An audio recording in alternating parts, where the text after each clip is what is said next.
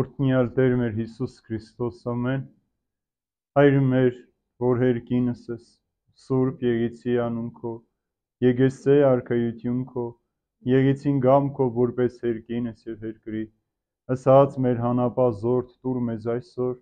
եւ թողում ես պարդիս մեր, որպես եւ մեկ թողունք մերոց պարտապանած,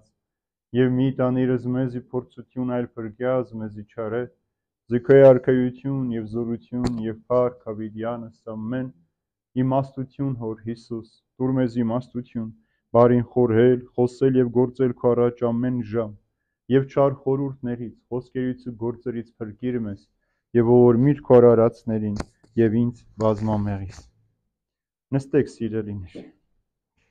Բարի եկել, թող Տեր օրհնի բոլորիս, խաղաղության ու սիրո մեջ պահի, որպեսզի կարողանանք Աստծո խոսքերը ճիշտ ընթերցել, հասկանալ եւ այդ ուղղափառ ճշմարիտ վարդապետությամբ ապրել։ Այսօր շարունակելու ենք 4-րդ գլուխը եւ 7-ից 16 համարները պիտի սերտենք։ Մենք անցյալ անգամին խոսեցինք մեկ, չէ, մեկ հավատք, մեկ մկրտություն, մեկ Աստված, մեկ հույս, այս միության մասին, թե ինչպես որ Սուրբ Երրորդություններ միության մեջ, այնպես էլ եկեղեցին պետք է կարողանա այդ միության մեջ լինել եւ որպեսզի կարողանա հասնել այնտեղ, որտեղ որ Աստված մարդու համար նախասահմանել է։ Եվ յուրաքանչյուրի ցանկացած հարաբերության մեջ միությունը շատ կարևոր տեղ ունի, եւ այսօր շարունակության մեջ պիտի տեսնենք, թե այդ միության համար մարդը ինչ ունի անելու եւ այդ միության շնորհիվ ինչ կոչումներ ու պարգևներ կարող է մարդը ստանալ եւ ինչպես որ վերջացնում այսօր նամակը, ասում է, որ բոլոր անդամները միաբան են, սիրո հարաբերության մեջ են, այդ սեր իբրև հոտ կապում է մարմնի բոլոր անդամները, այնպես էլ եկեղեցին Աստծո հետ այդ խաղաղության մեջ է։ Եվ եթե չլինի այս հարաբերությունը, ոչ եկեղեցին, ոչ եկեղված անդամները չեն կարող աճել։ Աճի համար մարդուն պետք է Աստծո հետ միությունը, սերը եւ հատկապես մեծ տեղ ունի ճշմարտությունը խոսելը։ Հիմա կտեսնենք, թե ինչ ունի այսօր մեզ Պողոս Առաքյալը փոխանցելու։ Հիշում եք, ավարտեցինք այնտեղ, որտեղ ասում էր Աստված բոլորի վրա է, բոլորի մեջ է եւ բոլորի հետ է։ Եվ շարունակության մեջ արդեն 7-րդ համարի մեջ Պողոս Առաքյալն ասում է. բայց մեզնից յուրաքանչյուրին տրված է շնորհ ըստ Քրիստոսի պարգևած չափի։ Հիմա տեսեք, միության մասին էր խոսում, հիմա հանկարծ այստեղ Պողոս Առաքյալը ասում է, բայց յուրաքանչյուրիս ինչ որ պարգև է տրված ըստ Աստծո չափի։ Կարծես թե միությունից դուրս է գալիս եւ այո, մինչեւ 11 համարի մեջ Պողոս Առաքյալը մի փոքր շեղում է հասկացնելու համար, թե մենք ով ենք, ինչպիսին ենք եւ ինչ կատարվեց մեզ հետ, հետո նորից վերադարձնում է այդ միության մասին խոսելու համար։ Հիմա ինչ պարգևի մասին է խոսում, չէ՞, նորից ասում է, ամեն մեզանից յուրաքանչյուրին տրված է շնորհ ըստ պարգևի։ Ուրեմն շնորհ բառը այստեղ նամակի մեջ, Սուրբ Պողոս Առաքյալի Եփեսոս նամակի մեջ երկու իմաստով է օգտագործված։ Առաջինը փրկության շնորհն է, որ յուրաքանչյուր հավատացյալ կարող է փրկվել, չէ՞, հիշում եք, որ դա մեր արժանիքը չէ, Աստծո շնորհն է փրկությունը, որ իր ողորթուն Հիսուս Քրիստոսին զոհաբերեց մեզ փրկելու համար։ Երկրորդը պարգևի շնորհն է, որ հավատացյալին տրվում է Քրիստոսի պարգևի չափով, այսինքն որպեսզի մենք կարողանանք միմյանց ծառայել։ Օրինակ, ամեն մեկս տարբեր կարողություններ ունենք, չէ՞, բայց եթե մենք այդ ամեն մեկս տարբեր մեր կարողությունները միայն մեզ համար պահենք, եկեղեցին չի կարող միասնական լինել, չի կարող միության մեջ լինել եւ սերը երբեք եկեղեցի մեջ տեղ չի ունենա։ Դրա համար այդ շնորհները տրված է մեզ, որպեսզի մենք կարողանանք մեկս մյուսին ծառայել։ Մեկը լավ է երգում, մեկը լավ արտասանում է, մեկը լավ հյուրասեր է, մեկը լավ տնտեսվար է, մեկը լավ ճաշ է եփում, այսինքն մենք այս ամենը օգտագործում ենք եկեղեցու մեջ մեր միությունը ամրացնելու, պարգևելու համար։ Հասկացաք, ինչ պարգևի է սա, այսինքն ամեն մեկի մի պարգև է տրված։ Հիմա 8-րդ համարի մեջ կտեսնենք, թե դա ինչ պարգևներ են,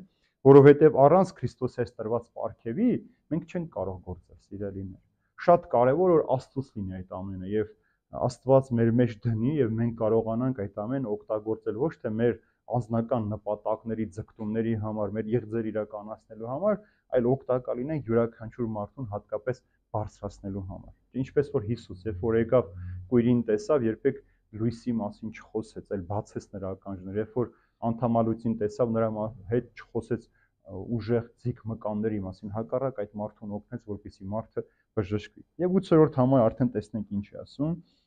Դրա համար էլ ասում եմ, այստեղ ինչ որ 8-րդ համարի մեջ ասում է Դավիթ Մարգարեի Սաղմոսած գրքից է։ Ելավ բարձունքը, գերիների բազմություն գերեվարեց եւ մարդկանց պարգևներ տվեց։ Սա արդեն ասացի Դավիթ Մարգարեի 68-րդ Սաղմոսի 19-րդ համարն է, որ վերքինք բարձրացավ։ Հիմա այստեղ ինչ է։ Դավիթ Մարգարեն արդեն Քրիստոսից առաջ 1000 տարի առաջ էր ապրել եւ խոսում է Քրիստոսի մասին, որ բարձրացավ երկինք, խոսում է այսինքն Հիսուսի համբարձման մասին, գերեվարեց շատերին, տարավ երկինք եւ շատերին էլ պարգևներ շնորհեց։ Հիմա սրա մասին պիտի խոսեմ։ Երբ Հիսուս երկինք բարձրացավ, ինչ արեց։ Հայրերն ասում են գերությունը գերեվարեց։ Ինչ գերության մասին էր խոսքը։ Մինչև Հիսուս Քրիստոսը մարդը 3 գերության մեջ էր. Սատանայի, մեղքի եւ մահվան։ Ուրեմն այսինքն այս 3-ին Հիսուս գերեվարեց եւ մահվանը, եւ մեղքին, եւ սատանային հաղթեց։ Երբ որ հնում գնում են պատերազմ, հաղթում են, ինչ են անում, շատ գերիներ են, չէ՞, իրենց հետ բերում։ Ճիշտ է, բերում են իրենց ծառայեցնելու համար։ Մինչև այս մարդը ծառայեր այս ամեն ինչին, բայց երբ որ Հիսուս Քրիստոս եկավ եւ հաղթեց, այս ամեն այլև մարդու վրա իշխանություն չունի։ Ուրեմն գերեվարեց մահվանը, մեղքին, սատանային, բարձրացավ երկինք եւ այն մարդկանց, ովքեր գերության մեջ էին, ազատություն տվեց եւ շատ շատերին էլ պարգևներ տրեց։ Ուրեմն ինչ է սա նշանակում մեզ համար։ Առաջինը, գնացած լինելով երկինք, նա Աստծո աջ կողմում է եւ նրան հնազանդվում են հրեշտակները, իշխանությունները եւ զորությունները։ Սա Պետրոս առաքյալի նամակից է, որ երբ որ արդեն երկինք բարձրացավ, բոլորը հնազանդվեցին Հիսուս Քրիստոսին։ Հաղթական վերադարձից հետո Հիսուս բոլոր մարդկանց պարգևներ բաշխեց, բացելով իր արքայության գանձարանը։ Տեսեք, սիրելիներ, երկինք բարձրացավ, գերություն արեց եւ մարդկանց պարգևներ շնորհեց։ Երբ որ Հիսուս երկինք բարձրացավ, հաղթանակած բարձրացավ, վերադարձավ, որպեսզի հաղթանակած եկեղեցին ուրախանա։ Գիտեք, եկեղեցին բաժանված էր երկու մասի, չէ՞, զինվորյալ եկեղեցի եւ հաղթանակած եկեղեցի։ Մենք այսօր զինվորյալ եկեղեցին ենք, որ ամեն օր, ամեն ժամ պայքարում ենք Քրիստոսի եկեղեցու հաղթանակի համար, իսկ հաղթանակած եկեղեցին արդեն երկնքում գտնվող սուրբերն են, նահատակներն են, առաքյալները, մարգարեները, ովքեր իրենց հավատքի պատերազմը այս աշխարհում մղել են, հաղթանակ են տարել եւ բարձրացել են երկինք, նստել են այնտեղ։ Եվ այս օրինակով արդեն 1000 տարի առաջ բացահայտվում էր, հիշում եք, արդեն եկեղեցին Աստծո ստեղծածն է, ոչ թե մարդը չի կարող քանդել այն։ 1000 տարի առաջ արդեն Դավիթ Մարգարեի բերանով Աստված ցույց է տալիս իր ծրագիրը, թե ինչպես իր որդին պիտի գա երկրի վրա, մարդկանց մեջ ապրի, հաղթանակներ, հաղթանակած վերադառնա երկինք։ Եվ ամեն իշխանություն տրվեց մարդուն եւ այդ պարգևները տվեց եկեղեցուն մարդկանց միջոցով, որպեսզի մարդիկ գործեն։ Ինչպես որ Հիսուս էլ ասաց, ես գնում եմ, բայց Սուրբ Հոգին Մխիթարիչը պիտի գա, ձեզ հետ լինի, եւ Սուրբ Հոգին մեզ պիտի առաջնորդի։ Եթե Սուրբ Հոգին այդ պարգևները չտա յուրաքանչյուր մարդու այս աշխարհում դիմագրավելու պատերազմը մղելու համար, մենք չենք կարող հաղթել։ Առանց Աստծո անհնար է հաղթանակ անել այս աշխարհի մեջ։ Եվ Պողոս առաքյալ իր մասին խոսելուց այդ նամակն էր, որ ընթերցենք, սերտենք, ասում է, ես իմ բարի պատերազմը ավարտեցի, հիմա գնում եմ իմ պսակը ստանալու։ Տեսեք, ինչքան գեղեցիկ է, որ ինքը գիտի, որ արդեն իր երկավոր կյանքը ավարտվում է, եւ ինքը իր բարի պատերազմը մեղքի դեմ հաղթել է, մահվան դեմ, թե որ ինքն էր, չէ՞ որ ասաց, մահ այլևս ո՞ւր է քո խայթոցը, չեմ վախենում քեզանից, եւ ինքը հաղթանակած վերադառնում է դեպի Հիսուս Քրիստոս։ 9-10 համարները։ Ելավը ինչ է, եթե ոչ այն, որ իջավ նախ երկրի ստորին կողմը, նա որ իջավ նույն ինքն է, որ բարձրացավ երկինքներից ավելի վերև, որպեսզի լցնի ողջ տիեզերքը։ Ուրեմն ելավը ինչ է, հարց է տալիս։ Ինչ է ելավ, ինչպես եղավ, եթե նա որ նախ իջավ երկրի ստորին կողմը։ Ինչ ենք հասկանում երկրի ստորին կողմը ասելով։ 3 օրինակ պիտի ձեզ բերեմ, սիրելիներ, այստեղ որ հասկանանք։ Ուրեմն առաջինը մեկնիշների մի խումբը ասում է, որ երկրի ստորին կողմը աստվածամոր արգանն էր, որտեղ Հիսուս եկավ այնտեղ մարմին առավ։ Հասկացաք, այսինքն երկնքից նախ որտեղ իջավ, աստվածամոր արգանդի մեջ։ Աստված ում ձեռքի մեջ ամբողջ տիեզերքներ, ինքը փոքրացավ, մտավ մի 15 տարեկան աղջնակի արգանդի մեջ եւ մարմին ստացավ։ Առաջինը սա են մեզ սովորեցնում եւ սա հիմք ունի աստվածաշնչյան, ինչպես Սաղմոսած գրքի 108 համարի մեջ է ասում, չծածկված քեզանից մի ոսկոր, չծածկվեց քեզանից իմ ոսկորը, որը ստեղծեցիր դու, թաքուն, ոչ էլ ծածկվեց կարողությունն իմ երկրի խորքում։ Սա էլ աստվածաշնչյան հիմքով է, որ մեկնիշները այսպես են մեկնաբանում երկրի ստորին կողմը աստվածամոր արգանն էր։ Մեկնիշների մյուս մասն էլ ասում է, որ սա Հիսուսի թաղումն էր, որ ինքը 3 օր մնաց գերեզմանի մեջ մարմնով, հետո հարություն առավ, այսինքն երկրի խորքում։ Սա էլ աստվածաշնչյան հիմք ունի Մատթեոսի ավետարանից։ Ինչպես Հովնանը 3 օր ու 3 գիշեր կետի փորի մեջ էր, նույնպես եւ մարդու որդին երկրի ընդերքում 3 օր ու 3 գիշեր էր։ Հասկացանք։ Սա էլ Հովնան մարգարե օրինակով Հիսուսը, այսինքն երբ որ կարդում ենք Հովնանի մարգարեությունը, երբ որ Հովնան մարգարեն 3 օր մնաց կետի փորում, հետո դուրս եկավ, սա խորհրդանիշն էր Հիսուսի հարության, որ 3 օր ինքը պիտի մնա գերեզմանում, հարություն առնի։ Երրորդ խումբը մեկնիշների այլ կերպ են մեկնաբանում, ասելով, որ սա բացահայտում է Հիսուսի հոգով դժոխք իջնելը։ Հիշում եք, մենք հավատամքի ժամանակ էլ ենք ասում, որ Հիսուսին մարմինը դրեցին գերեզման, ինքը հոգով իջավ դժոխք, դժոխքը քարոզեց եւ դժոխքից հանեց այն մարդկանց, ովքեր պահվում են։ Սա էլ աստվածաշնչյան օրինակով է Պետրոս Սարաքյալի ընդհանրական նամակի առաջին նամակից է։ Արդարը մեր բոլորի համար մեղքերի պատճառով մեկ անգամ մեռավ եւ ինքը Քրիստոս արդարը անարդարների համար, որպիսի մեզ մոտեցնի Աստծուն։ Նա թեպետ եւ մարմնով մեռավ, բայց կենդանի է հոգով, որով եւ գնաց քարոզեց բանտում եղած այն հոգիներին, որոնք մի ժամանակ ապստամբել էին։ Սա էլ աստվածաշնչյան բացատրություն, որ իջավ դժոխք այնտեղ քարոզեց։ Քանի որ սրա համար իսկ քարոզվեց ավետարանը նաեւ մեռելներին, որպիսի մարդկանց նման դատվեն մարմնով եւ կենդանի լինեն հոգով Աստծո նման։ Ինչ է սա ներկայացնում։ Հիմա սրանց մեջ հակասություն կար, սիրելիներ։ Այս 3 բացատրության մեջ հակասություն կար, որ ամեն մեկը տարբեր կերպ է։ Չէ, չկար։ Ինչու չկար, որտեվ յուրաքանչյուր իմաստով լրացնում, որովհետեվ նորից կարդամ հատվածը, ասում է, եթե այն, որ նախ իջավ երկրի ստորին կողմը, նա որ իջավ նույն ինքն է, որ բարձրացավ երկինքներից ավելի վեր, որպեսզի լցնի ամբողջ տիեզերքը։ Ուրեմն նախ Հիսուս Քրիստոս իջավ աստվածամոր արգանդի մեջ, մարմին առավ, մարմնացավ, բան Աստծո խոսքը մարմին առավ, Աստված ինքը մարդացավ, եկավ մարդկանց մեջ ապրելու։ Ինչու մարդացավ, շատ գեղեցիկ հայրերից մեկը բացատրում է, ասելով, որ երբ որ ինքը խոսի համբերության մասին, նեղությունների, դժվարությունների մասին, հանկարծ մարդիկ չասեն, դու ինչ գիտես, մենք ինչպես ենք ապրում։ Հիսուս ապրեց իբրև կատարյալ մարդ, բայց առանց մեղքի։ Դրա համար քրիստոնեությունը այդքան կրոն չէ, ինչքան որ ապրված կենդանի հավատք է, եւ այն կենդանի հավատքով ապրող մարդիկ են, որտեղ օրինակ ունենք Աստծուն։ Ոչ Բուդդան, ոչ Մուհամեդը, ոչ մնացած կրոններ, որ դուք նայեք, ոչ մեկ երկնքից չի իջել։ Բոլորը մարդիկ են եղել եւ իրենց մարդկային մտածումն, իրենց ստեղծած կրոնները։ Մեր Աստվածը ուրեմն երկնքից իջավ Աստվածամոր մեջ։ Մեր Աստվածը մեզ համար խաչվեց, որովհետեւ չեք գտնի, որ Աստված խաչվի մեղավորների համար, մեղավոր մարդու համար, թաղվեց մեր Աստվածը, 3 օր մնաց գերեզմանի մեջ, հետո էլ իջավ դժոխքում էլ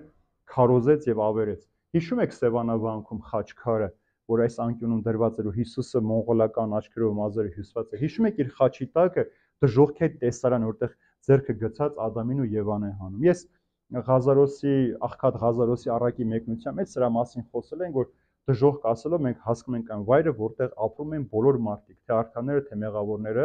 բայց անդունդ կար։ Երբ որ հիշում եք, ասում է մեծահարուստը գլուխը բարձրացրեց, տեսավ Ղազարոսին վայելում էր։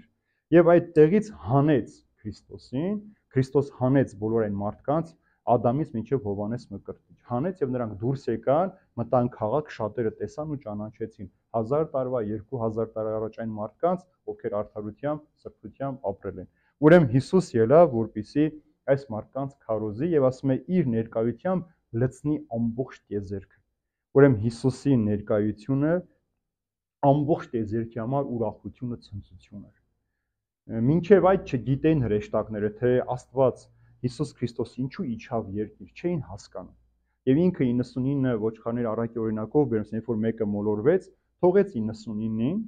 իջավ այն մեկին փնտրելու, եւ երբ որ գտավ, իր ուսերին դրեց, տարավ եւ մեծ ուրախություն է, ասում այդպես էլ պիտի լինի ամեն մի ապաշխարողի համար, մեղավոր մարդու, որ դարձի պիտի գա։ Ուրեմն Հիսուսի նպատակը մարդու փրկությունն է։ Դրա համար նախ եւ առաջ իջավ երկրի ստորին կողմը, մարմնացավ, խաչվեց, չարչարվեց, դժոխքում քարոց, հետո հարություն առավ, համբարձվեց եւ տեզերքը լցրեց իր ներկայությամբ։ Այդպես էլ մարդն է, սիրելիներ, եթե թույլ տա, որ Հիսուս էլ գա իր մեջ բնակվի, Հիսուսի հետ մենք մկրտության ավազանի մեջ մկրտվելով թաղվում ենք այնտեղ եւ հարություն ենք առնում, նոր մարդ ենք դառնում, որդեգրվում ենք Աստծուն։ Ջրի մեջ գողանալը, լվացվել է, դա մարդու մեղքի թաղումն է։ Հին մարդը մնում է այնտեղ, նոր մարդը ջրից եւ հոգուց ծնվում է, այլևս ադամական մեղքից մաքրված, որպեսզի կարողանա ապաշխարության ճանապարհով փրկության հույսին հասնի եւ հավիտենական կյանքը ժառանգի։ 11-րդ համարը։ Նա շնորհ տվեց ոմանց լինելու առաքյալներ, ոմանց մարգարեներ, ոմանց ավետարանիչներ, ոմանց հովիվներ եւ ուսուցիչներ։ Այստեղ ինչ պարգևներ, 5 պարգև թվարկեց Պողոս առաքյալը։ Առաքյալներ, մարգարեներ, ավետարանիչներ, հովիվներ եւ ուսուցիչներ։ Ինչ է սա նշանակում։ Այս 5 պարգևներն են միայն, որ մարդը կարող է ստանալ։ Չէ, շատ բազում պարգևներ, բայց այս 5-ը գլխավորն են ու կարևորն են։ Այս 5-ից շատ բան է կախված, սիրելիներ, թե մենք իբրև քրիստոնյաներ ինչպես կլինենք։ Պարգևները լինում են նաև բնածին, չէ՞, օրինակ, երբ որ մարդը ծնվում է տաղանդավոր, եւ կա գերբնական, որ հանկարծ մի օր Աստծոց ստանում է այդ շնորհը եւ ինքը կարողանում է օգտագործել այդ շնորհը ուրիշների փրկության համար։ Օրինակ, բանտում շատ հաճախ այնպիսի մարդիկ էին սկսում նկարել, ստեղծագործել, իրենք կյանքում վրձին չեն վերցրել իրենց ձեռքը։ Սկսում էին գրել, գրքեր, բանաստեղծություններ, գեղեցիկ քանդակներ, որ երբեք չէին արել։ Ապաշխարության միջոցով Աստված իրենց հնարավորություն էր տվել մաքրվելու, սրբվելու։ Ուրեմն պարգևները լինում են բնածին եւ գերբնական։ Եվ Աստված ամեն մեկին ի ծնե պարգևներ է տալիս, բնական պարգևներ է տալիս, բայց մարդ ինքը պիտի օգտագործի։ Եթե դու չես օգտագործում, մեռնում է քո մեջ։ Օրինակ, եթե մեկը լավ ձայն ունի երգում, չի երգում, կամաց կորցնում է այդ շնորհը։ Եթե մեկը ուսուցանելու շնորհ, բայց չի ուսուցանում, ինքը կորցնում է։ Եթե մեկը ինքը աղոթել գիտի ու չի աղոթում, ինքը դադարում է, չորանում է, անպտուղ է դառնում։ Ինչպես որ ծառը, գիտեք, չէ՞, պտղատու ծառը, երբ որ պտուղները դու չես քաղում, ինքը կամաց անպտուղ է դառնում։ Կորցնում այլևս պտղաբերելու իր ունակությունը։ Այնպես էլ մարդուն տրված շնորհներն են եւ Սուրբ Հոգին առաջնորդում է, որպեսզի մարդ այդ պարգևներն օգտագործի։ Հիմա անդրադառնամ այս 5 պարգևներին, ինչ են սրանք խորհրդանշում։ Ուրեմն ամեն մեկին ասում է տվեց պարգևներ, առաքյալներ։ Այսօր կան առաքյալներ։ Կան? Ոչ, չեն կարող։ Ինչու չեն կարող առաքյալներ լինել։ Ուրեմն առաքյալ ինչ էր նշանակում։ Աստծուց ուղարկված, չէ, առաքված։ Այսինքն առաքյալները նաև Աստծո դեսպաններն են։ Ինչ պայման պիտի լիներ, որ մարդը կոչվի առաքյալ։ Օրինակ, այսինքն այսօր շատ հայտնվում է, չէ՞, մարդիկ ասում են, ես մարգարե եմ, մեկը ես առաքյալ եմ, մեկը ես ավետարանիչ եմ, ով ինչ անուն ուզում է, իրեն կպցնում է։ Բայց առաքյալ լինելու համար պայման ինչն է, որ մարդը պետք է հարուցյալ Քրիստոսին տեսած լինի։ Պիտի Քրիստոսին հարուցյալ վիճակով տեսած լիներ, սա էր առաքյալի խորհուրդը։ Ուրեմն Հիսուսը ինչքան հետևորդներ ուներ, 12 ընտրված առաքյալներ, 72 աշակերտներ, որոնք առաքյալներ էին կոչվում, բայց 12-ը չեն, որտեղ գլխավորն են։ Պողոս առաքյալն էլ կոչվեց առաքյալ։ Ինչու՞։ Նա Հիսուսին տեսավ, չէ՞։ Դամասկոսի ճանապարհին խոսեց Հիսուսի հետ, ասեց. «Ինչու ես ինձ հալածում»։ Ուրեմն տեսեք, պայմանը հարուցյալ Քրիստոսին պետք է տեսած լինեին։ Հովհաննես Մկրտչի մասին, երբ որ խոսում էր, ինչ էր ասում Հիսուս։ Թեև կանանցից ծնված ամենամեծն է, բայց երկնքի արքայության մեջ ամենափոքրը պիտի լինի, որովհետև չհասցրեց Հիսուսի հարությանը վկան լինել, չտեսավ Հիսուսի հարությունը, սիրելիներ։ Ուրեմն պայմանը սա էր, եւ երկրորդ պայմանը որն էր, հրաշք գործելը։ Հրաշք պետք է գործել։ Առաքյալները հրաշքներ գործեցին։ Հիշում եք, Պետրոս Հովհաննես առաքյալները, որ գնացին տաճար, ի ծնե կաղը ողորմություն ասաց, ոչինչ չունեմ, բայց Քրիստոսյանով ասում են, վեր կաց եւ քայլիր։ Հրաշքը գործեցին, ճիշտ է։ Ուրեմն պետք է Հիսուսին տեսած լինեին եւ անպայման հրաշք գործեն։ Սա էր առաքյալ։ Այսօր առաքյալներ չկան աշխարհի մեջ։ Եթե որևէ մեկը կասի, որ ինքը առաքյալ է, Աստծուց ուղարկված է, ստախոս է։ Հարության վկան պետք է մարդը անպայման լիներ։ Եվ այդ հարության վկայությամբ Հիսուս դրա համար 12-ին ուղարկեց, ասես գնացեք աշխարհին բոլոր անկյուններում քարոզեք, ուսուցանեք եւ նրանց մկրտեք Հոր, Որդու եւ Սուրբ Հոգու անունով։ Երկրորդը սիրելիներ, մարգարեներ։ Մարգարեն ինչ է նշանակում։ Տեսնող, չէ, ապագայի մասին խոսող, թե ինչ պիտի լինի ապագայում։ Եվ Հիսուս Քրիստոսով բոլոր մարգարեությունները կատարվեցին, ճիշտ է։ Ինչ որ աշխարհի ստեղծած մարգարեները ասել էին Հիսուս Քրիստոսի մասին, ամեն ինչ իրականացավ, ամեն ինչ իրագործվեց։ Հիմա նաև մյուս կոչումը ո՞րն էր մարգարեների։ Ինչն էր իրենց նպատակը։ Իրենք երբ էին հայտնվում մարդկանց մեջ։ Երբ որ Աստված խոսք ուներ փոխանցելու, այսինքն Աստծո կամքը հայտնում էին ժողովրդին, թե Աստված ինչ է մեզանից ուզում, հենց այդ ժամանակաշրջանում։ Մենք արդեն խոսել ենք, որ 400 տարի Աստված չխոսեց մարդկանց հետ, որովհետև մարդիկ այնքան հեռացան Աստծուց, այնքան մոռացան Տիրոջ օրենքները, պատվիրանները, Տիրոջ սերը անարգեցին, որ Աստված դադարեց խոսել, մինչև որ տեսավ, որ այլևս ճար չկա մեղավոր մարդկությանը հետ բերելու, իր որդուն ուղարկեց։ Ասես գուցե սրանից ամանչեն եւ դարձ ունենան։ Այսօր կան մարգարեներ, չկան։ Ինչ որ կան, մենք տեսնում ենք, որ շատ մարգարեություններ կան։ Ինչ էին գուշակում, այսինքն բոլոր մարգարեությունները Հիսուսով իրագործված են։ Այն մարդիկ, ովքեր սրբակենցաղ հայրերը, ճգնավորն, ովքեր մարգարեացել են Սուրբ գրքի ճշմարտությունների մասին։ Օրինակի համար, երբ որ խնդիրը ծագեց 325 թվականին Նիկեայի տեզերական ժողովը գումարվեց, Արիոսը ինչ էր ասում, որ Հիսուսը Աստված չէ, նա ստեղծված է, Աստված նրան արարել է եւ Աթանաս Ալեքսանդրացին աղոթքով ստացավ պատասխանը համագոյակից բառը, որ որդին եւ հայրը համագոյակից են։ Չի եղել մի ժամանակ, որ որդին չլիներ կամ Սուրբ Հոգին չլիներ, ինչպես որ ավետարանը հավատամքի վերջում արտասան։ Իսկ նրանք, ովքեր կասեն, որ եղել է մի ժամանակ, որ չի եղել որդին կամ Սուրբ Հոգին, թող այդպիսի մարդիկ նոզոված լինեն։ Այս ձևով մարգարեացան եւ ստացան պատասխանները։ Դրա համար ես մի դեպք պատմեմ, տարիներ առաջ շուկա էին գնացել, մի մարդ ասեց, վայ, տղեր ջան, ինչ լավ է, որ դուք այստեղ եք, ես էլ ուզում եի գնալ Ռիտա Մարգարեի մոտ։ Հարցրեցինք, հետաքրքրվեցինք, գնացինք, հասցեն վերցեցինք, գնացինք, իրենց տան դրան մի մեծ sense ցուցանակ էր գրված, որ ես Ռիտա Մարգարեին, այսինչ օրը իմ հայր Աստծո շնորհ ստացա մարդկանց բուժելու, սրանք կեղծ ինքնակոչ մարդիկ են, ովքեր Աստծո շնորհը, պարգևը կարող են օգտագործել իրենց համար եկամուտ ապահովելու համար, այլ ոչ մի բանի համար եւ քիչ հետո կընթերցեմ այդ հատվածն էլ մարդկանց մոլորեցնելու համար։ Երրորդը ասում է ոմանց էլ շնորհ տվեց ավետարանիչներ։ Ովքեր են ավետարանիչները։ Մենք 4 ավետարանիչ ունենք, չէ՞։ Հովհաննեսը, Մարկոսը, Ղուկասը, Մատթեոսը։ Կոչվում են ավետարանիչներ, որովհետև Հիսուս Քրիստոսի բարի լուրը նրա ծնունդից մինչև համբարձում ինչ որ կատարվել էր, մեզ համար գրի են առել եւ ուղարկել են։ Այսօր ովքեր պիտի կոչվեն ավետարանիչներ։ Այսօր շատ հաճախ մարդիկ իրենց հենց այդպես էլ կոչվում են ավետարանիչներ։ Ավետարանիչները նրանք են, ովքեր գնում են ոչ քրիստոնյաներին քարոզելու, ոչ թե քրիստոնյաներին։ Ինչպես որ այսօր տարբեր կրոնական խմբակներ գալիս են ճշմարտությունը քարոզելու, մարդկանց մոլորեցնելու համար։ Քրիստոնեության մեջ քրիստոնեություն քարոզել, սա չի կարող Աստծո պարգևն ու շնորհը լինել։ Դու նոր բան չես բերում,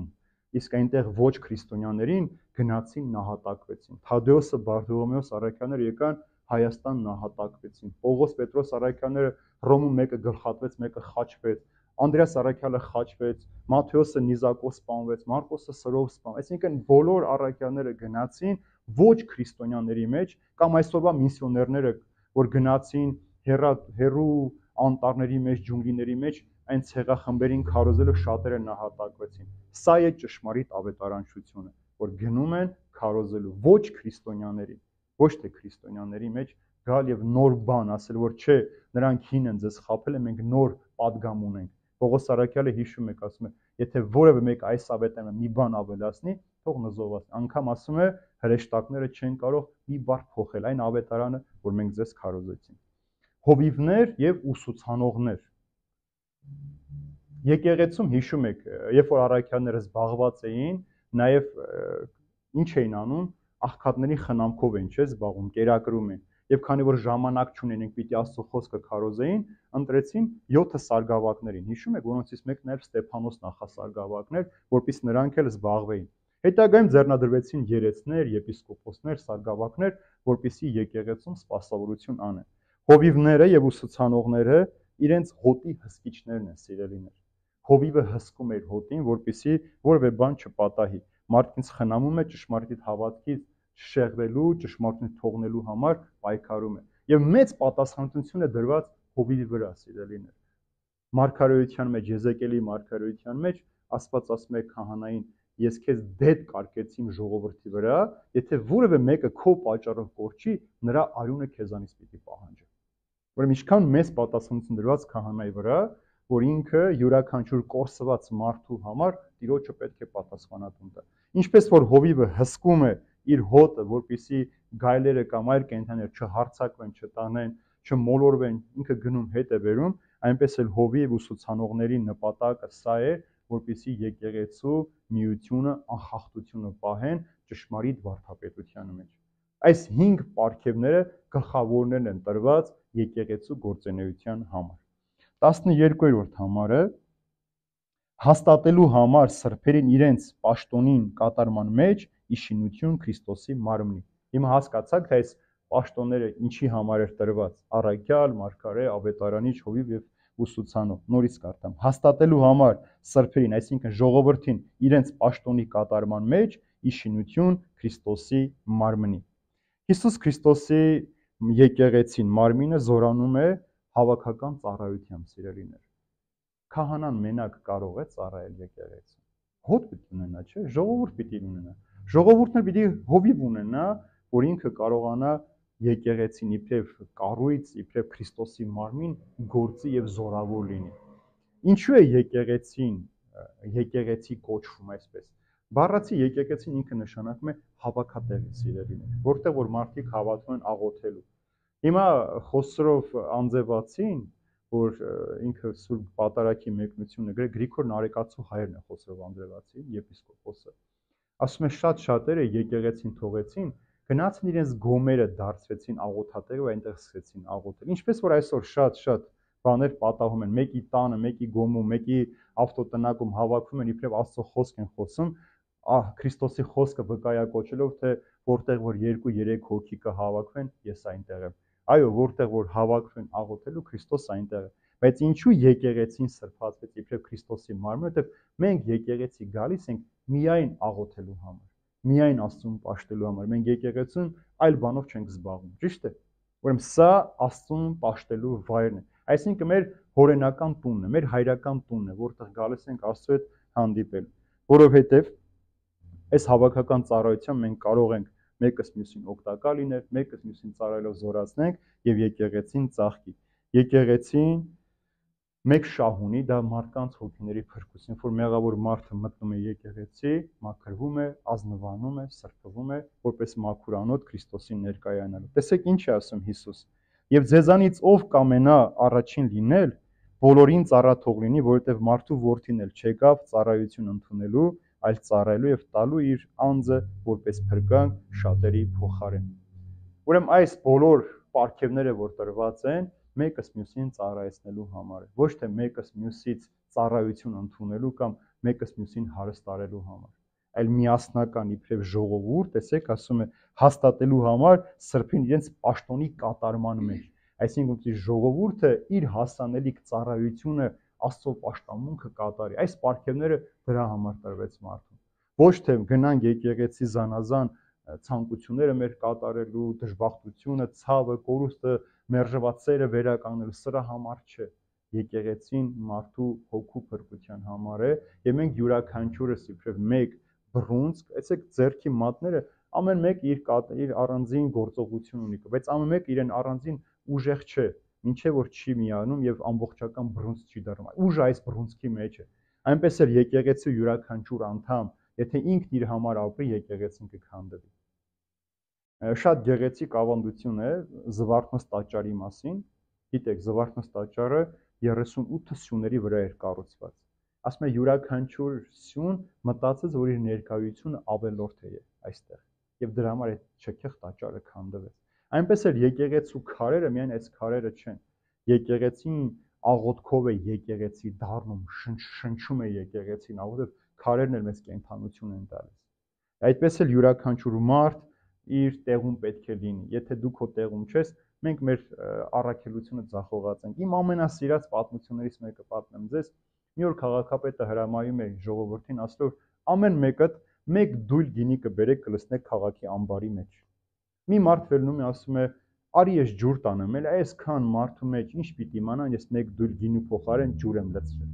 Երբ որ գործողությունը վերջանում ամբարը բացում են, մի կաթիլ գինի չի լինում այնտեղ։ Բոլորը ջուր են վերած լինում, որովհետև ամեն մեկը կարծե թե իր տարած գինին կարևոր չի, արի ես ջուր տանեմ։ Այնպես էլ եթե մեկը կարծում է, որ եկեղեցին քահանան է, միայն քահանայի գործն է, արդեն իսկ ձախողված է։ Երբ որ ժողովուրդը կարծում է, որ ինքը ամեն ինչ միայնակ կարող անել, էլի ձախողված են։ Մենք միասնական ինչ որ գլուխն է ամբողջ մարմինը ղեկավարում, գլխի աշխատանքից է կախված մեր մարմնի բոլոր գործողությունները, այնպես էլ Քրիստոսի տված շնորհից ու պարգևից է կախված եկեղեցու գործունեությունը։ Եթե չկա, ուրեմն մենք դատապարտված ենք ձախողման։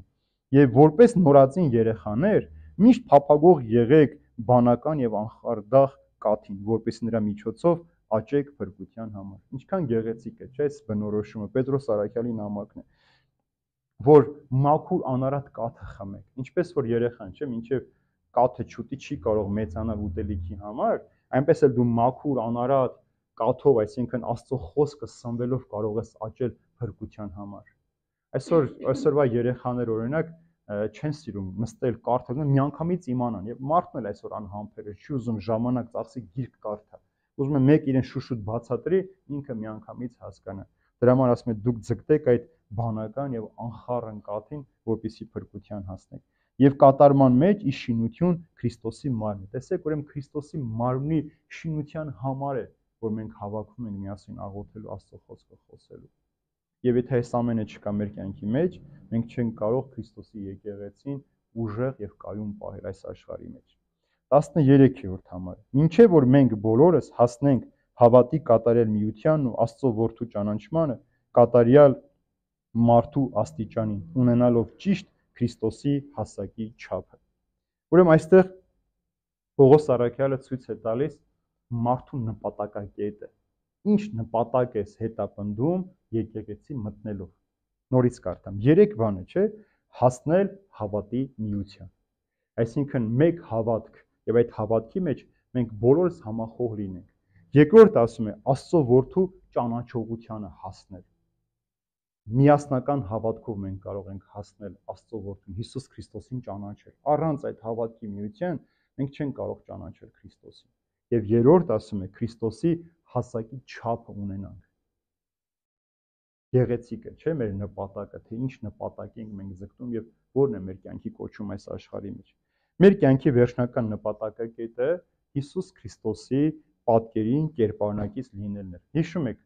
մարդը ինչպես ստեղծվեց Աստծո պատկերով եւ նմանությամբ։ Պատկերը ունենք, պահել ենք, նմանությունը, սրբությունը կորցրել ենք։ Ուրեմն մեր կյանքի այս երկավոր կյանքի նպատակը այդ պատկերի միջոցով Քրիստոսի մեր սրբությունը վերականգնելն, այսինքն մեր հավիտենական կյանքը անմահությունը վերականգնելն է, որովհետև նրանց, որ առաջուց գիտեր, նախասահմանեց կերպարնակից լինելու իր որդու պատկերին։ Սա Հռոմեացիների նամակի մեջ է։ Այս կյանքում մենք աճում ենք եւ չենք կարող հասնել Քրիստոսի ամբողջական հասակին։ Մեր ամեն օրվա մեր կյանքը աճ է, չէ՞, մենք զարգանում ենք ամեն օր։ Հիշենք, թե տարիներ առաջ ինչպիսին էինք, երբ որ սկսեցինք հավատքի կյանքը եւ ինչպիսին ենք հիմա։ Մենք ամեն օր աճում ենք, մեր հոգեվոր կյանքի մեջ նոր մարտունքներ են գրավում, բայց ամբողջական հասակին կարող ենք հասնել Քրիստոսի, այսինքն կատարյալ սրբությանը այս աշխարհում չենք կարող հասնել։ Եվ Հիսուսը ինչ էր ասում. եղեք կատարյալ, ինչպես որ ձեր երկնավոր հայրն է կատարել, այսինքն ձգտեք միշտ բարձրանալ, միշտ մաքրամաքուր կյանքով բարձրանալ, եւ որտեղ կարող ենք այդ ամենը ստանալ, հավիտենական կյանքում արդեն, որտեղ այլևս մեղքը գոյություն չունի։ Քանի մենք ապրում ենք այս աշխարհի մեջ, մեղքը ամեն օր մեզ հետապնդելու է։ Քանի ապրում ենք այս աշխարհի մեջ, մարդիկ մեզ պիտի ձգտեն քաշել մեղքի մեջ։ Ամեն ինչ սատանան պիտի անի, որպեսզի մենք Աստծո դեմ ապստամբենք։ Եվ որպեսզի այս ամենը չկատարվի, մենք Պողոս Արաքյալի խոսքերով պիտի ամեն օր մեզ քննենք մեր սխալները, բաց թողումները, թերությունները, պակասությունները։ Օրինակ տեսեք, շատ հաճախ մենք մարդիկս, ովքեր եկեղեցու մեջ են, հավատացող մարդիկ, միշտ դժգոհ ենք, չէ՞, դրսում եղող մեղավոր կյանքի մասին միշտ խոսում ենք։ Դրսի մարդիկ էլ մեզ են մեղադրում մեր թերությունների պատճառով, ասում են, տեսեք, եկեղեցի են գնում, բայց խաբում են, ստում են, կեղծում են, էս են անում, այսինքն երկուստեք գող չենք։ Ինչպես որ Փարիսին ասեց ոչ դրսային մարդկանց մեղադրեց, համ էլ Մաքսավորն ասեց ոչ էլ սրա պես է։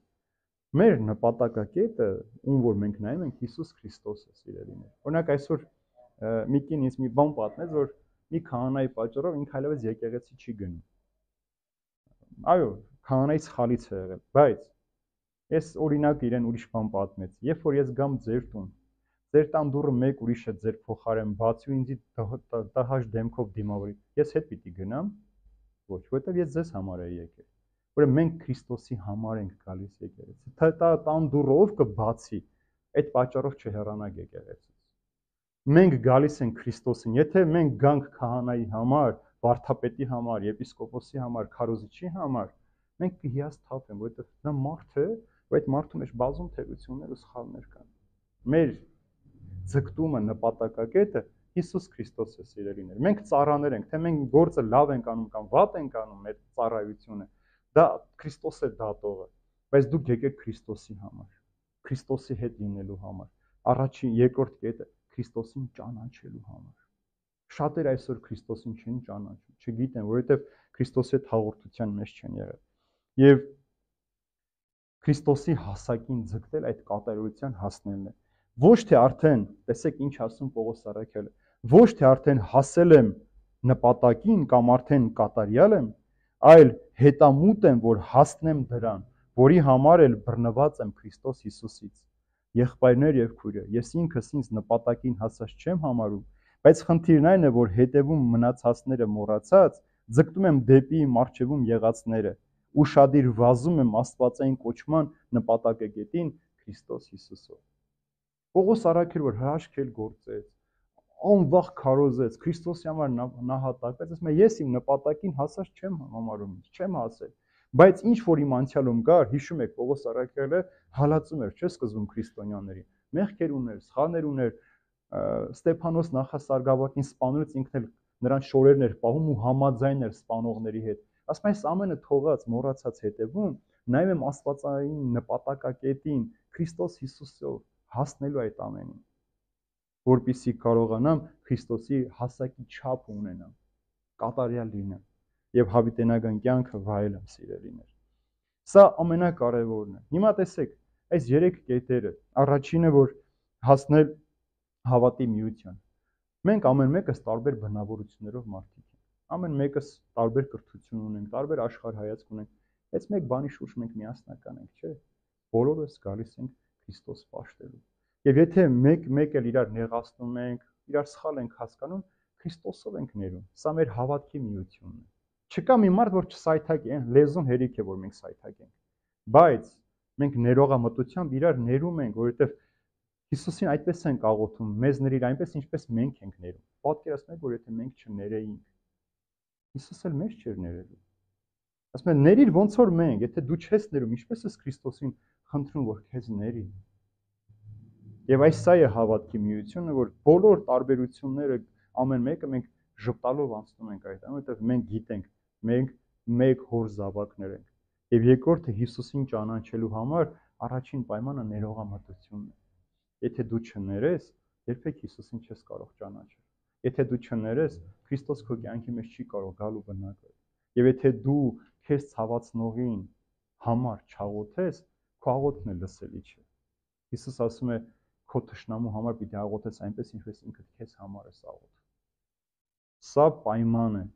Քրիստոսի հասակին հասնել, այսինքն կատարելության, սրբության ճանապարհը բռնելու համար։ 14-րդ համարը։ Այնպես որ այսուհետև չլինեն երեխաներ, որոնք տարուբերվում են ու քշվում են վարդապետության բոլոր հողմերից, մարդկանց խաբեությամբ, որոնք խորամանկությամբ խաբելով մոլորեցնում են։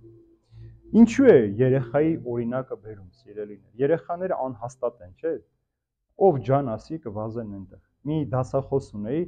փիլիսոփայություն, ասում էր, ես կարող եմ այնպես անել 10 օր հետո հարևանիս երեխան ինձ պապա ասի, թե իրեն ամեն օր կոնֆետ տանեմ նվիրեմ։ Երեխան չգիտի, չի ճանաչում, ով բարություն է անում, ով իրեն սիրում է, ինքը այդ կողմ է։ Դրա համար երեխաները անհաստատ են, եւ քանի որ նրանք ինչ որ լսում են նաեւ հավատում են, չէ՞։ Եվ շատ շուտ խաբվում են երեխաները։ Երեխային խաբելը մի ակնթարթ է, ինչպես ուզես կարող ես երեխային խաբել։ Բայց եթե այս խոսքը առաջին անգամ մեկը լսի, եւ ուրիշտեղ մյուս խոսք լսած լիներ, Պողոս արաքսը չարություն անելու մեջ երեխա եղեք։ Հիմա այստեղ ասում է հերիքը երեխաների պես լինեք։ Ուրեմն սրանք տարբեր բաներ են, սիրներ։ Այսինքն չարության մեջ երեխայի պես մաքուր սիրտ ունեցեք, երբեք ողջ մի պահեք, չարության, բատելության մի շարժվեք։ Այստեղ երեխան ինչ է։ Մեկը, երբ որ հոգևոր հաստեղ երեխա ասելով հոգևոր երեխայության մասին է խոսում Պողոս արաքյալը։ Ովքեր են շատ շուտ ընկնում աղանդավորների ձեռքերը։ Նրանք, ովքեր երբևէ Սուրբ Գիրք չեն կարդացել, չգիտեն, չեն ճանաչում, իրենց եկեղեցին չգիտեն ինչպիսին է, ինչպես ուզում են համոզում են։ Եվ իրենք շատ շուտ հավատում են։ Դրա համար իրենք անհաստատ են։ Դրա համար իրենք շատ շուտ խաբվում են եւ այլ բաների մեջ են հայտնվում։ Ուրեմն ճշմարիտ վարդապետությանը հասու լինելու համար դու պիտի քո եկեղեցում լինես։ Այսինքն դու ինքդ պիտի ուզենաս լինել այդ եկեղեցու մեջ։ Եթե դու չկաս, այսօր շատ հատակ հարց են տալիս, թե եկեղեցին ինչու չի պայքարում։ Ասում եմ դու եկեղեցու անդամ քեզ համարում ես, ասում եմ ես ինչ գործ ունեմ եկեղեցում։ Եթե դու եկեղեցու անդամ ես, չես համարում քեզ, դու եկեղեցու մաս չես, ուրեմն ինչի ես անհանգստանում։ Միայն մկրտված լինելը դեռ չի այդ եկեղեցուն պատկանել։ Միայն մկրտված լինելը չի նշանակում քրիստոնյա լինել։ Միայն մկրտված լինելով դու չես կարող հոգևոր մարդ լինել։ Ցավոք սրտի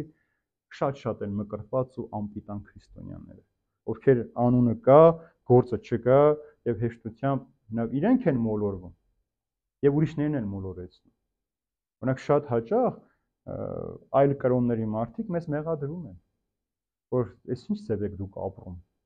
Բոլոր մեղքերը ձեզանից են դուրս գալիս։ Բոլոր այլասեռությունները դուք եք քարոզում ձեր ճակերտավոր ազատության միջոցով։ Սա սարսափելի բան է, երբ որ դու այդ սխալ վարդապետության մեջ ես լինում։ Եվ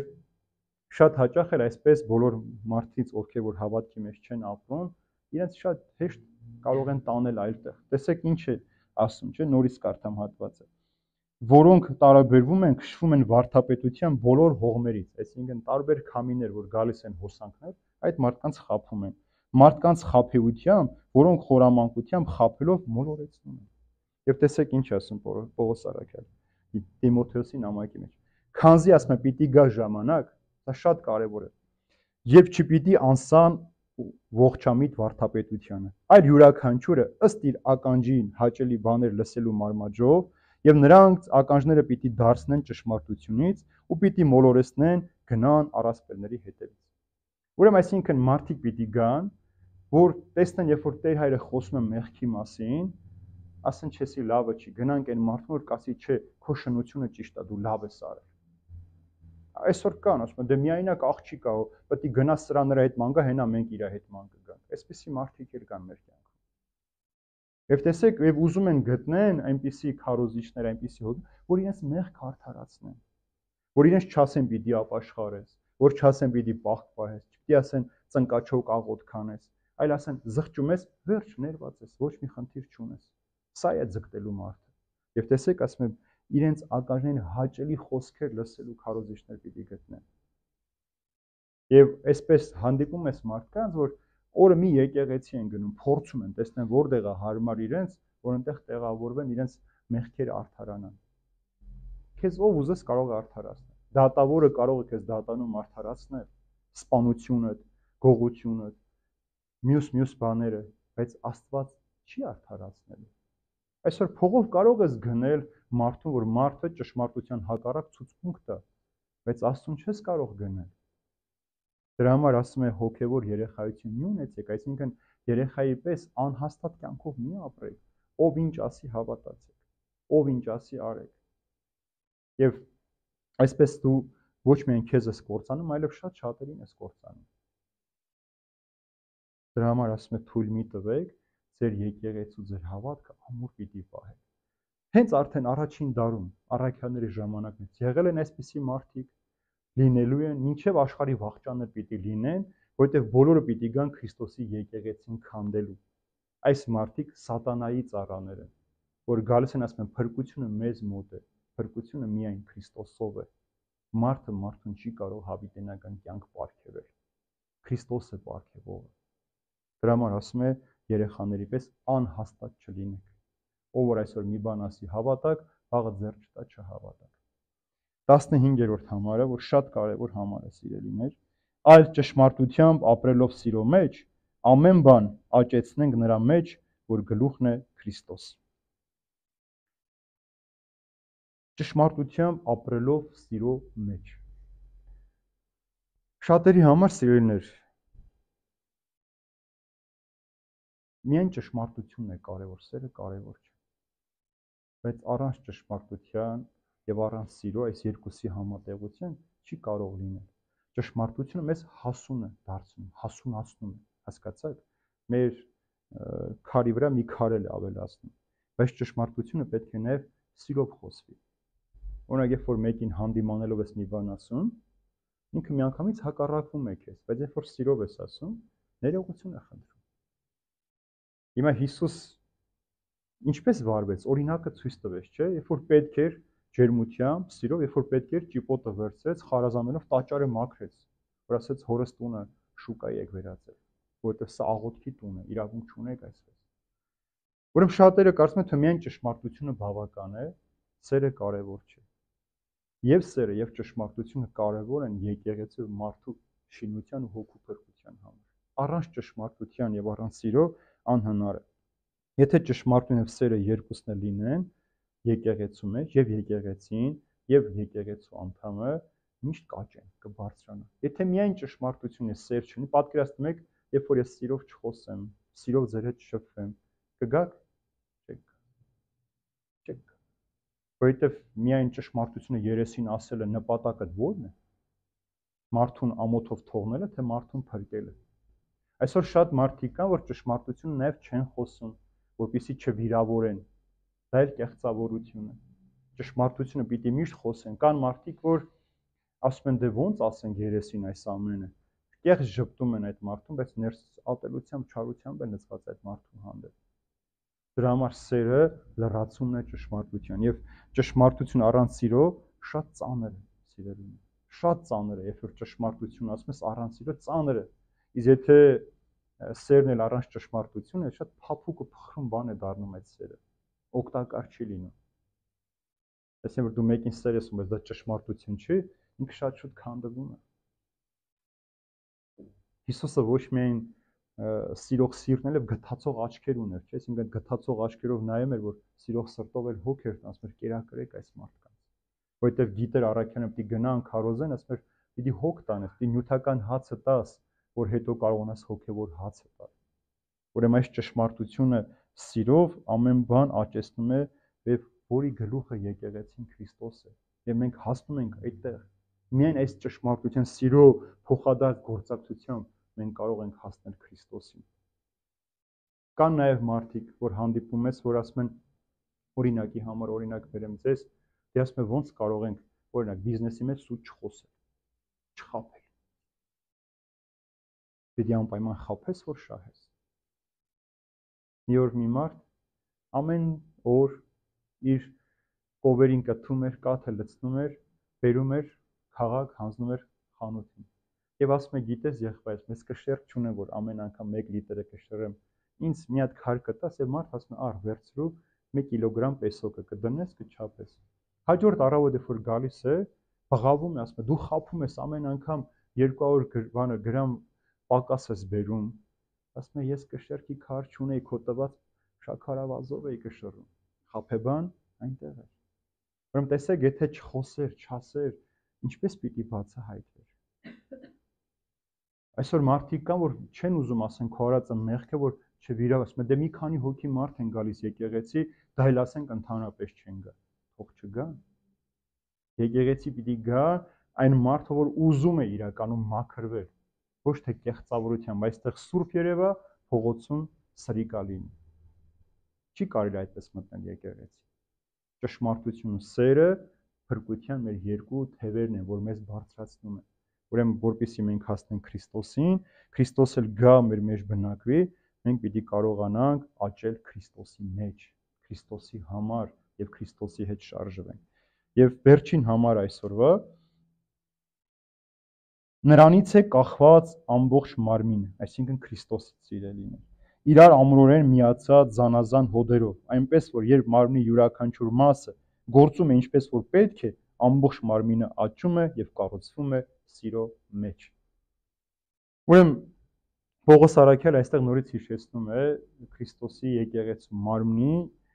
ինչպես պիտի գործի։ Եկեղեցու գլուխը Հիսուս Քրիստոս ինքն է, սիրելիներ։ Մեր մարմինը ինչպես է իրար կապված մեր ոսկորները։ Հոդերով, չէ՞։ Այսինքն հոդերն են մեզ ամրացնում մեր ոսկորները, որպեսզի մեր ամբողջական մարմինը կայուն մնա։ Ուրեմն սա այդ հոդերը հոգևոր իմաստով ճշմարտությունը եւ սերն են։ Եվ մենք իբրև քրիստոնյաներ այդ հոդերով, այսինքն ճշմարտությամբ սիրով են կապված իրար հետ եւ խաղաղության մեջ ենք ապրում։ Եթե այս հոդերը չլինեն հանենք, կմախքը կքանդվի, չէ՞ մարդու։ Այնպես էլ եկեղեցին կքանդվի։ Եթե սերը եւ ճշմարտությունը չլինի եկեղեցու մեջ, մարդիկ այդ հոդերով իրար կապված ամրացած չլինեն, մենք կքանդվենք։ Դրա համար ասում է ամեն ինչ Հիսուսով է, եւ եթե ասում է մարմնի ամեն մասը ճիշտ է գործում, ձեռքը, մատները, աչքերը, ականջը, գլուխը, ոտքերը ճիշտ են գործում, ուրեմն ամբողջ մարմինն է ճիշտ գործում։ Մեր մի հիվանդության հետևանքով մեր ամբողջ մարմինը խառնվում իրար, չէ՞։ Եթե մեկի գլուխը ցավում է ուժեղ, ինքը կարողանում է ժպտալ։ Ինչ որ բան արդեն խանգարվեց, չէ՞։ Պարկում է, չի կարողանում քայլել, գործ անել, կարդալ, նայել, զրուցել, խանգարվեց։ Բայց նույնն էլ, եթե եկեղեցու մեջ մեկ անդադար խառնակցություն անի, կարող ենք մենք ամուր մնալ այս եկեղեցու մեջ, չենք կարող։ Եվ այդպես մենք կարող ենք Քրիստոսին բաժանել, Քրիստոսին զորությունները մեզ վերագրել եւ քանդել ամեն ինչ։ Դրա համար Պողոս Արաքյալը ասում է. լսել եմ, որ ձեր մեջ բաժանումներ կան։ Մեկը ասում են ես Պողոսյան եմ, մեկը Ապողոսյան է, մեկը ինչպես է, դուք բոլորը Քրիստոսի անունով եք մկրտվել, դուք քրիստոսյան եք։ Դուք Քրիստոսին եք պատկանում, Պողոս Արաքյալինը չեք, Ապողոսինը չեք։ Դուք մկրտվել եք Հիսուս Քրիստոսի անունով։ Եվ սա Հիսուս Քրիստոսի սեփականությունն է, եւ մենք կոչված ենք այդ սեփականությունը ամուր պահելու համար, սիրելին։ Եվ մեր միությունից է սկսում նաև մարդու եւ Աստծո միությունը։ Հովհաննես Արաքյալի նամակի մեջ ասում է, եթե մեկը ասում է սիրում եմ Աստծուն եւ ատում իր եղբորը, նա ստախոս է։ Նա չի կարող սիրել մեկին, ում չի տեսել, բայց ատել մեկին, ում ամեն օր տեսնում է։ Աստված ճանաչողություն, Աստված սիրությունը սկսվում է դիմացի մարդուն սիրելուց։ Դիմացի մարդու հետ խաղաղության ու սիրո մեջ ապրելով։ Սա է քրիստոնյայի ճշմարտությունը, սերը եւ դեպի փրկություն գնալը։ Եվ այդ ժամանակ մենք առաքյալ կկոչվենք, մարգարե կկոչվենք, ավետարանիչ կկոչվենք, որտեղ մեր գործերով, մեր կյանքով կվկայենք այդ ամեն ինչը, որ մենք պարզապես չեզոք կամ կրավորական ներկայությամբ մարդիկ չենք, որ եկեղեցու մեջ հավաքված ենք, բայց անհաղորդ ենք ճշմարտությանը։ Մենք ձգտում ենք գլխին Հիսուս Քրիստոսին, որ գա մեր մեջ բնակվի, սիրելիներ։ Սա էր այսօրվա պատգամը Պողոս Արաքյալի մեջ, սիրելիներ։ Ինչքան գեղեցիկ օրինակով Պողոս Արաքյալը մեզ սովորեցրեց, չէ՞ որ մարդ ինչպես պետք է ձգտի միանալ Հիսուս Քրիստոսի հետ։ Այդ տրված շնորհը, պարգևը օգտագործելով, մեկս մյուսին ծառայելով, մեկս մյուսին հոգ տանելով, խնամելով, զգալու ներկայությունը։ Մայր Թերեզան ասում է, երբ որ ես բորոտի ոտքերը լվանում եմ, ես վստահ եմ, որ Հիսուսի ոտքերն եմ լվանում։ Վստահ եմ։ Պատկերացնում եք ինչքան գեղեցիկ է դու մարդուն խնամելով վստահել, որ դու Տիրոջ համար ես այս ամենը անում։ Առաքյալները 12-ը գնացին Քրիստոսի համար նահատակվեցին, իրենց համար չնահատակվեցին։ Պետրոս առաքյալը եւ մյուսները, ովքեր որ ամուսնացած էին, կին երեխա ունեին։ Թողեցին այս ամենը, գնացին։ Հետ չնայեցին, որ իր կինը զավակներ ինչպես պիտի ապրեն։ Իրենք գնացին Քրիստոսի համար այդ սերը բերելու մարդն, որտեղ իրենք ճաշակել էին, գիտեին, թե ինչքան քաղցր է Տերը, եւ գնացին այդ քաղցրությունը շատերին փոխանցելու։ Պողոս առաքյալը Ռոմի քաղաքացի էր։ Դա եզակի էր այն ժամանակ, մեկը ռոմեական կայսրության քաղաքացի լիներ, կրթություն ուներ բարձրագույն, փարիսեցի էր, այս ամենը մի կողմ թողեց, ընկավ ճամփորդությունների մեջ, բանտերում շղթայված, բանտարկված, որպեսզի Քրիստոսի խոսքը բերի մարդկանց։ Իր կենցաղով, իր կյանքով դա ապացուցում էր, ուղղակի նստած չէր գրում։ Երբ որ Գործք առաքելոցը ընթերցեք, հիշում եք, որ բանտը, երբ որ շղթայված էին եւ երկրաշարժ եղավ, պատերը քանդվեցին, բանտապետը ուզեցավ ինքնասպան լինել, կարծել թե բանտարկյալները փախել են, Պետրոս առաքյալը ասաց՝ մի արա, մենք այստեղ ենք, չենք փախել։ Պատերը քանդվեցին, չփախան։